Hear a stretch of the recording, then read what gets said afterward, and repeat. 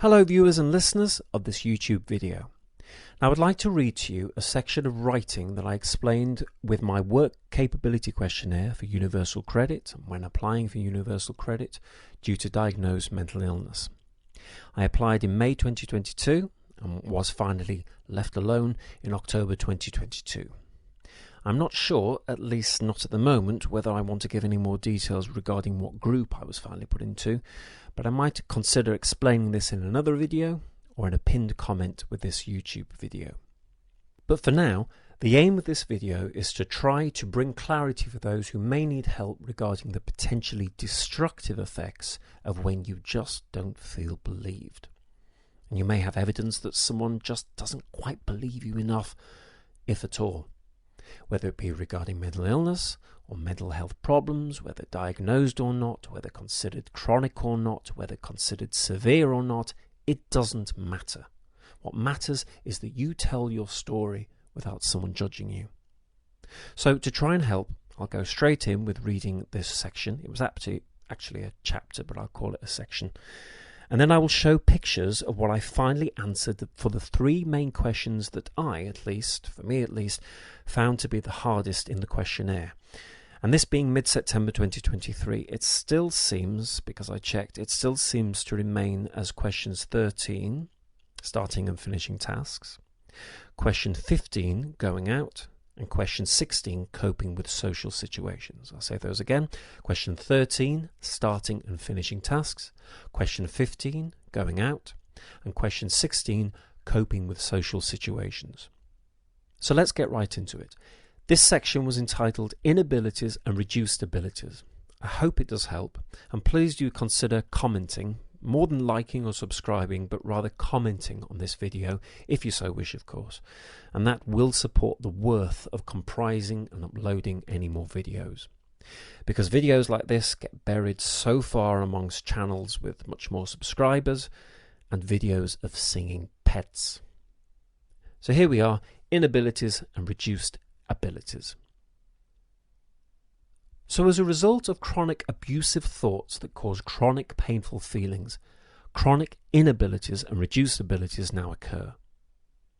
This section has been a mess for me to write and comprise. I feel incredibly dissatisfied with it because the truth of what I want to say has been so hard for me to pin down. It's been so hard to unravel many things out of my mind into words. I keep saying I can't get to this, I can't get to the crux of it. I can't get to the answers that resonate with me and make me go, that's it, that's what I'll tell people.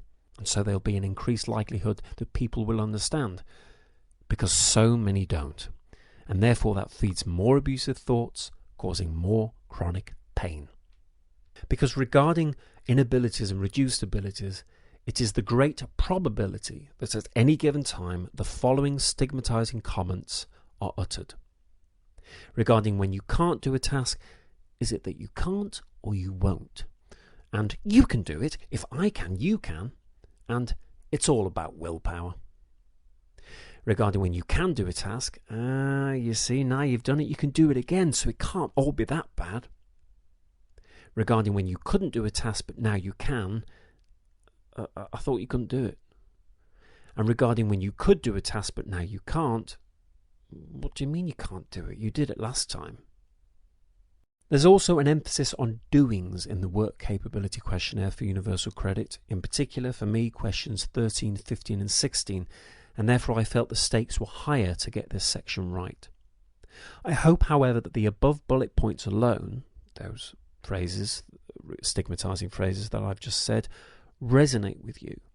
The stigma in relation to mental illness and inabilities and reduced abilities continues to be extremely concerning. I would therefore like to quote from an article on the website Newswise, the article entitled Overcoming the Catch-22s of Depression. The article specifically refers to depression, but I'd like to stress to you that you needn't have clinical depression to have depressive symptoms. The quote reads, "Coping with depression is a catch-22. Depressed people often know what to do to help with their depression, but the illness hinders their ability to follow through. To recover from depression, you should eat well, sleep well, be active and think realistically. Yet the typical symptoms of depression include poor appetite, insomnia, lethargy and negative thinking.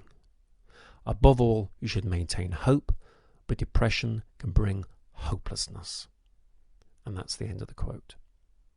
With regards to catch-22 situations, they are, like feelings of anhedonia, which is a reduced ability or total inability to feel pleasure, extremely cruel. So, to feel better, I have to go out, but to go out, I have to feel better. There are also what I call counterproductive and contradictory behaviours in relation to inabilities and reduced abilities. So, I know going out can help me feel better, but I don't go out. With regards to inabilities and reduced abilities, the feeling of lethargy, exhaustion, inertia, and anhedonia are chronic and rife. And I was really interested in that quote that I read just now. The phrase hinders their ability, considering I'd used the word inability for years as a word that best described when I just could not do something. The phrase lack of motivation did not resonate with me at all. It just wasn't that. And it certainly was not the insulting phrase lack of willpower, whatever on earth that means. It was simply inability or reduced ability, and accompanied with the phrase I can't do it, or I'm struggling to do it, or I'm really struggling to do this anymore. But very soon after thinking or speaking those three phrases, I have learned to try and correct myself by adding a vital piece of information. I can't do it at the moment. I'm really struggling to do it at the moment. And I'm really struggling to do this anymore, but that doesn't mean I'll never be able to do it again. But despite these vital and important positives, phrases such as I can't do it, I can't do this, and I can't do this anymore leave absolutely no room for the dreadful phrase, yes you can.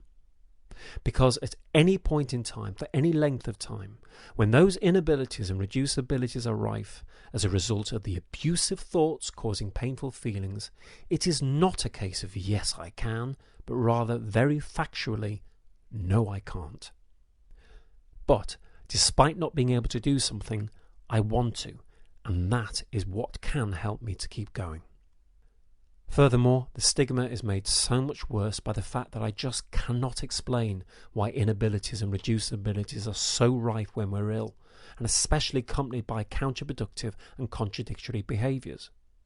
There simply has to be a neurological reason for this, for which so far I have not been able to find with online research.